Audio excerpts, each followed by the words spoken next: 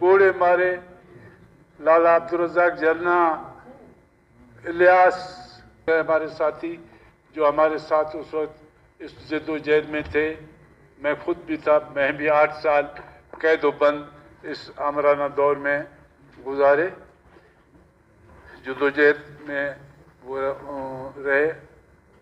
आज जब उसी सुप्रीम कोर्ट ने इस बात को का इतराफ़ किया कि जुल्फ़िकार अली भुट्टो शहीद के साथ ज़्यादती हुई, उसको कत्ल किया गया, लिहाजा हम ये समझते हैं, ज़रूरी समझते हैं कि बलूचिस्तान के अवाम आइंदा हर साल 4 अप्रैल को यहाँ पे हॉलीडे मनाया जाए।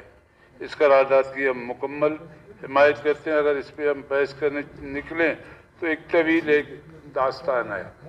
इसके अलावा जनाब स्पीकर अगर मौका दे तो फिर जो कमेटी बना के आपने भेजा था उसकी रिपोर्ट भी आपकी खिदमत में पेश करें।